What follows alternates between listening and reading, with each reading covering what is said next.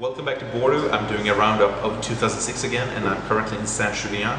Next one up is Leoville Poyferre, and I think that Leoville Poyferre, during the last 10 vintages, at least what according to my own tasting experience, but I think that most people would agree that they truly deserve their position as one of the foremost super secos today. The wines are always belonging among the best of each vintage, and I really think that Leoville Poyferre it's showing a very fine combination of what I would think of as a classical Saint-Julien with all that finesse, the purity and refinement we find in this appellation, yet always underlined by a good notion of fruit concentration and density. And when I'm smelling this one, I always recognize this wine. I always think there's something, fleshy and meaty in there, which is, giving you an impression of, the richness and fat. It's excellent fruit in terms of fruitiness. With once again, I'd like to talk about, those dark berries, cassis and blackberry, dark cherry notes, and some roasted notes reminiscent of almost like espresso or freshly brewed coffee, and gentle spiciness as well.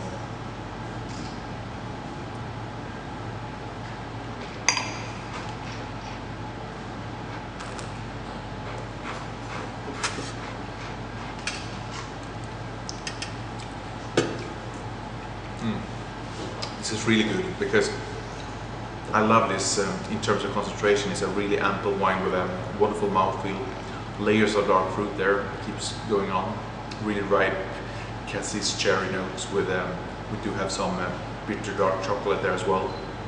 And in the old days when you talked about tannins, or you always consider it something austere or firm, but here we do have plenty of tannins which are adding structure and extract to the wine.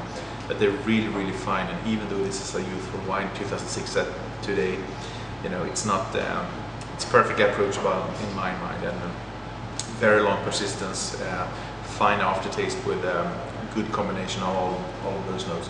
Perhaps over the coming few years, I would still consider cellaring this for 2 more years, just for the wine to, gain something more in terms of complexity on the nose and a bit more roundness on the palate. But still, I wouldn't hesitate to decant it 1 hour before serving it and enjoying it with something nice and tasty in terms of food.